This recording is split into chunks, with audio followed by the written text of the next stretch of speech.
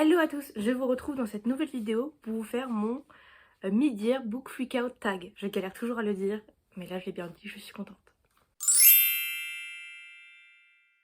Alors du coup, ce tag, c'est un tag qui permet de recenser et de nous poser des questions par rapport aux livres qu'on a bien aimés en début d'année ou pas. Il y a plein de petites questions que j'ai piquées dans la barre d'infos de Clara Hero, j'avais adoré sa vidéo.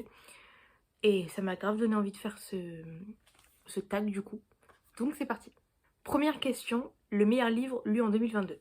Alors, je n'ai pas pu en mettre un partout, malheureusement. Comme beaucoup, je pense, du coup j'en ai mis deux. Donc le premier qui a été mon gros coup de cœur de ce début d'année, c'est La nuit où les étoiles se sont éteintes, de Neil Gaiman et Marie Alino. Ça a été un énorme coup de cœur.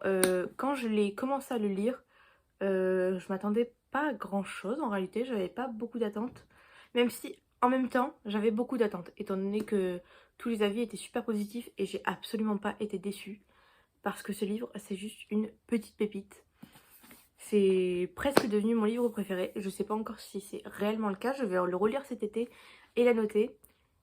Mais je pense que c'est mon livre préféré de tous les temps pour l'instant. Il y a ensuite un livre que j'ai adoré lire. La vie invisible d'Adi Larue. Ça a été une énorme découverte aussi. Un gros bébé. Mais honnêtement, c'est... Je saurais pas comment vous décrire. C'est assez féerique comme livre, même s'il n'y a pas réellement de féerie. Mais je sais pas, il y a un petit côté de magie à l'intérieur qui fait que c'est fantastique. Mais j'ai juste adoré en fait la suivre à travers les époques et je me suis lancée dans ce livre sans vraiment savoir de quoi ça parlait. Je connaissais juste le pitch de base qui est que c'est une jeune femme dans les années... Il y a longtemps, je ne me rappelle plus exactement de la date. Est-ce que... En 1714, voilà, c'est écrit derrière. Et on la force, entre guillemets, à se marier. Et elle décide, comme elle ne veut pas se marier, de s'enfuir et d'aller invoquer une force de la nature pour l'aider à s'en sortir. Voilà. À partir de là, je ne vous dis plus rien parce que je pense qu'il faut se lancer dedans sans en savoir beaucoup. Et c'est vraiment un livre qui est très poétique. J'ai mis pas mal de post-it. Il y a beaucoup de phrases qui m'ont beaucoup fait sens.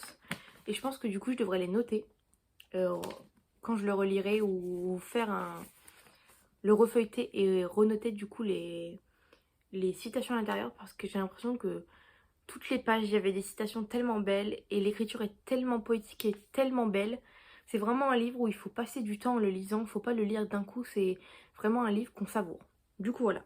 La troisième question est, quelle est la meilleure suite de séries que tu as lue du coup en 2022, en ce début du coup de 2022?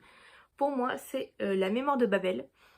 Il me semble que le deuxième, j'avais été conquise, mais pas plus que ça. J'avais adoré le lire, mais c'était pas un gros coup de cœur. Et celui-là, je l'ai préféré, pour le coup.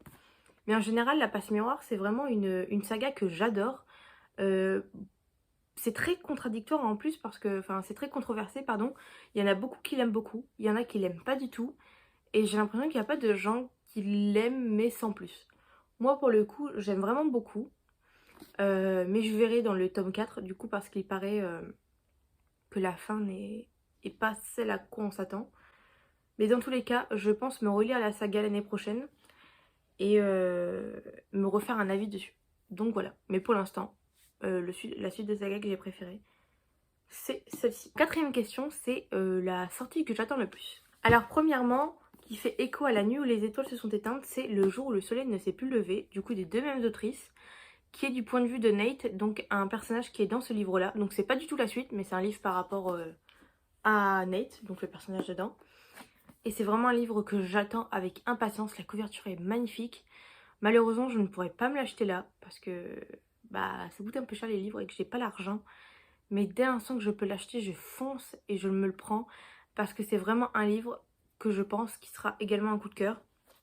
Puisque j'ai beaucoup aimé celui-là, je pense que ce sera aussi un livre qui va juste me transporter et que je vais adorer. En deuxième, il y a également Crédence de Penelope Douglas, il me semble. Je mettrai les couvertures ici des livres. C'est à cause de Galiane Goural, donc Your French Bookworm sur TikTok, qui en a parlé. Et elle me tente beaucoup, il me tente beaucoup ce livre. Donc c'est l'histoire d'une fille qui part vivre avec ses cousins il me semble, ou ses oncles, je me rappelle plus exactement. Et ils sont enfermés dans une maison et il se passe plein de trucs. Hello, c'est la Gwendoline du montage qui se rend compte que mon résumé de crédence n'est pas ouf, alors je vous le refais. Tiernan n'a plus goût à rien. Oubliée dans un internat par ses parents trop obsédés par leur célébrité, elle s'est construite sans amour et sans repère dans une solitude qui lui pèse. Quand il décède, alors qu'elle n'a que 17 ans, elle a l'impression de s'éteindre avec eux, jusqu'à ce que Jake, le demi-frère de son père, accepte sa garde en attendant sa majorité. Tiernan est ainsi envoyé chez lui et ses 2 fils, Noah et Caleb, qui vivent isolés dans les montagnes du Colorado. L'arrivée de Tiernan va bouleverser les certitudes des 3 hommes. Jake réalise les sentiments contraires qu'il nourrit pour elle, malgré son rôle de tuteur, et il souhaite surtout la protéger de ses fils. Noah rêve de liberté et risquerait de l'emmener loin de lui. Caleb, mutique et ténébreux, a une façon très particulière de traiter les femmes. En retrait du monde, Tiernan tente de trouver sa place parmi eux, jusqu'à ce que les limites deviennent floues pour elle aussi, et qu'elle réalise combien les règles sont faciles à briser quand personne ne vous regarde. Elle les désire, il la possède, mais un seul va l'aimer d'une manière qu'elle n'aura jamais cru possible. Avec impatience ce livre parce que j'ai juste envie de le lire en fait, j'ai juste envie de le découvrir et de savoir ce qui s'y passe à l'intérieur. C'est la 5e question qui est ta plus grosse déception. Alors je suis vraiment du coup déçue que ce soit ma déception, mais pour le coup c'est Sorcery of Thorns de Margaret Rogerson. En plus je l'ai en magnifique édition, on y reviendra plus tard par rapport à ça. J'ai été extrêmement déçue, je m'attendais à toute autre chose. J'ai trouvé le livre assez plat. Pourtant, tout le monde en a parlé comme vraiment un livre fantastique et tout. Et pourtant, il y a pour moi 2 chapitres peut-être à tout casser qui étaient cool. Après, ça n'a pas été la déception du siècle non plus, parce que c'est rare que j'ai des déceptions. Mais pour le coup, je m'attendais à toute autre chose. Et à la fin, j'ai été un petit peu... je suis justement restée un peu sur ma faim à la fin. Ce qui est vachement dommage parce que bah, ça avait beaucoup de potentiel selon moi. Mais j'ai trouvé un peu plat. Du coup voilà. 6e question qui est ta plus grosse surprise. Alors du coup ma plus grosse surprise, on le remet là, c'est La vie invisible d'Adi Larue. Parce que même si on m'avait dit que ça allait être... que c'était un beau livre et que tous les avis montraient que c'était un livre très poétique et tout ce qui va avec, honnêtement, ça a juste été une petite pépite et il fait partie maintenant de mes livres préférés. C'est un très beau livre, il m'a absolument pas déçue et j'ai vraiment été beaucoup surprise en le lisant. Du coup voilà. C'est une question, ton nouveau auteur, autrice favori. Donc pour moi c'est sans hésiter Nin Gorman et Maria Lino du coup parce que elle a écrit aussi du coup La nuit où les étoiles se sont éteintes, mais principalement Nin Gorman et également pour les Achilles du coup qu'elle a écrit avec Mathieu Guibé. Je vous mets les couvertures juste ici. Et j'ai l'impression que tout ce qu'elle écrit, quand bien même c'est avec... c'est en coécriture, je sais pas comment on appelle ça, à 4 mains.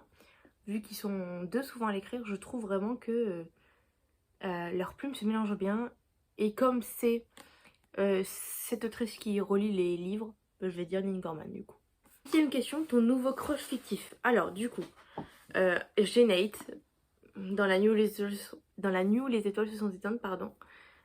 Sans hésitation. Nate, c'est mon petit cœur d'amour, je l'aime tellement. Alors crush, on peut dire oui et non que c'est un crush, mais ça l'est quand même un crush. 9e question, tes nouveaux personnages favoris. Alors mes nouveaux personnages favoris, pardon. Il y a du coup Adi de La vie invisible d'Adi Larue, que j'adore réellement.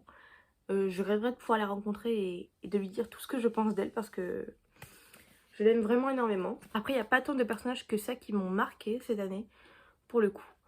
Il y a peut-être également Cathy dans le tome 2 de Obsidienne de Lux, même le tome 1, j'ai le tome 1 dans la main là.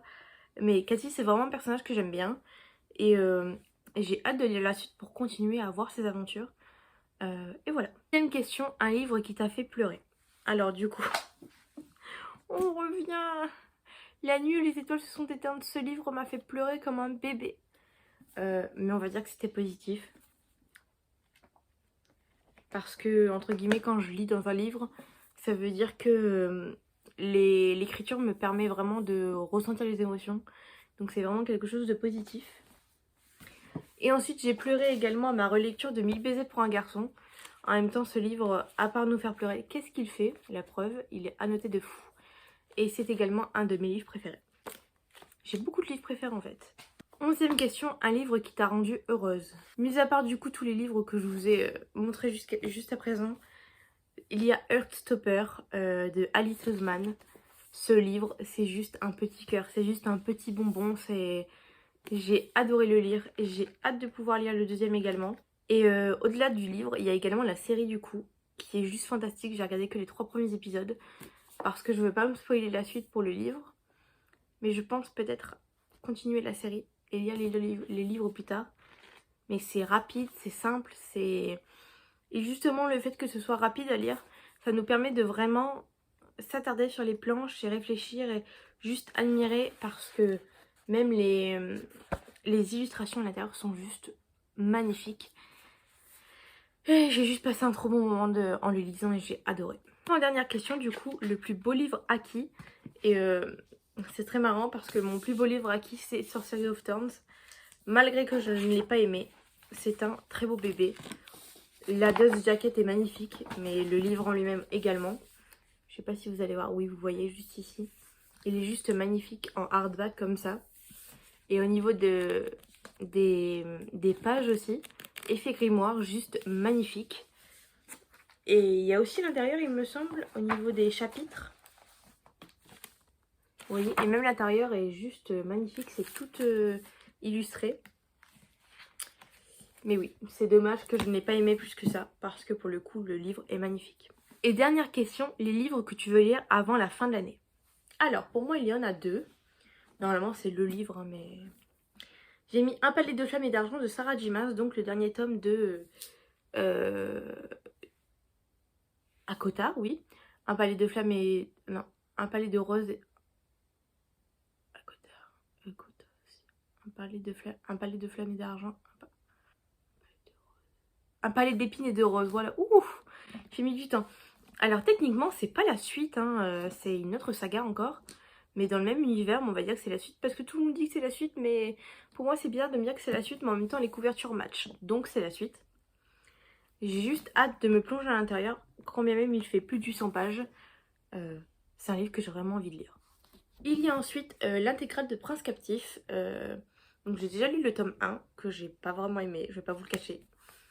Mais tous les retours que j'ai et que je vois, même sur internet, j'ai carrément été voir sur internet sur les avis pour me faire une idée parce que le tome 1 est assez bizarre, j'ai trouvé. Mais les tomes 2 et 3 apparemment sont fantastiques. Et ça a beaucoup été recommandé par About Estelle, donc de la chaîne About Estelle, et de Nina Quill, de la chaîne Nina Quill du coup. Et apparemment pour elle c'est vraiment des coups de cœur, des gros coups de cœur, des livres qu'il faut lire. Donc le premier tome je l'ai trouvé un peu dur, mais c'est quand même du coup une saga que j'ai envie de continuer parce que si on me dit que la suite est vraiment très bien, j'ai envie de le croire et donc j'ai envie de continuer à le lire. N'hésitez pas à me dire en commentaire vous s'il y a certains livres que j'ai montrés qui vous tentent, que vous avez déjà lu, que vous avez aimé. N'hésitez pas également à me faire vos recommandations. Et voilà, cette petite vidéo est terminée et je vous dis à bientôt.